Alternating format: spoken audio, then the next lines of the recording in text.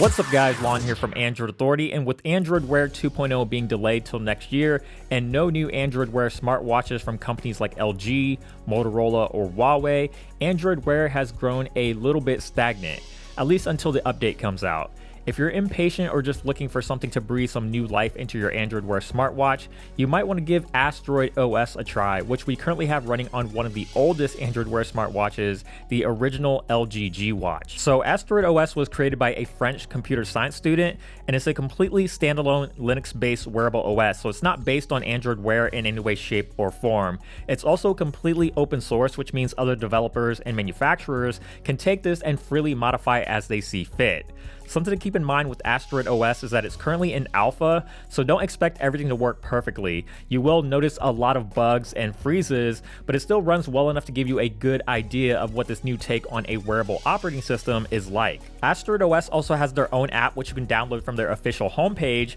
and this app will allow you to manage certain functions and pair it with your smartwatch. Aside from the LG G Watch, AsteroidOS also currently supports the G Watch Urbane, the Sony Smartwatch 3, and the Asus ZenWatch 2. If you're looking to pair this to your phone for notifications, Bluetooth pairing only works on the original G Watch at the moment, but even though it works on the G Watch, it's still very finicky. The Bluetooth connection isn't always stable, and the notifications disappear from the watch after a couple of seconds and will go back to telling you that you have no notifications, and it doesn't seem like you can interact with or read the notifications directly from the watch, at least for right now. When the watch is connected to the phone, you have several options within the app itself. You can change the weather to your city of choice, locate your watch, grab a screenshot, or tinker with the notification settings, but the weather settings and the Find My Watch options are currently the only ones that work right now, while the other two are not supported just yet. The app will also tell you your remaining battery life on your smartwatch, but at the moment it's not accurate, so if you want to check your watch's battery life, I would do it on the watch itself and not through the app. Since it's a touch-based wearable OS, all of your navigation will be done via swipes.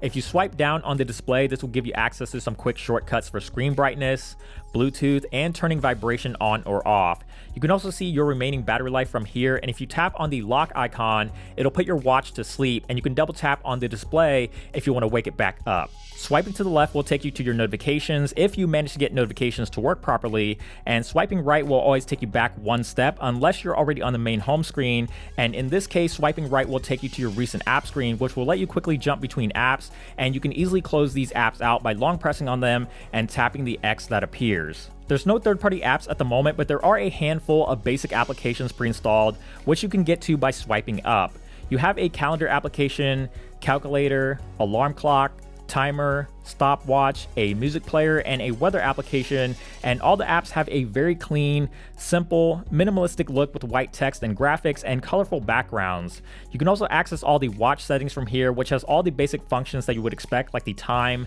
date, language, Bluetooth, screen brightness, and options to power off and reboot the watch. There's also some customization options here for wallpapers and watch faces, and it comes pre-installed with a surprisingly decent amount of wallpapers and watch faces, especially for such an early build. If you're looking to install this, you can find the instructions on the AsteroidOS homepage, which will either link down below in the description or over at Android Authority, but keep in mind it's not for the faint of heart and does require knowledge on how to use ADB in order to install it. It's also not exactly daily driver material due to the bugs, and the battery life isn't all that good, but this alpha release will give you a good idea of what the experience is like. If you're familiar with ADB, feel free to give it a try, and just in case you're wondering, it doesn't overwrite Android Wear, and you can easily revert back to Android Wear just by simply rebooting your watch. It's definitely a wearable operating system that looks like it has a lot of potential, and I think it's worth keeping an eye on just to see where it goes from here. As always, thank you guys so much for watching this video. I hope you enjoyed this quick look of AsteroidOS,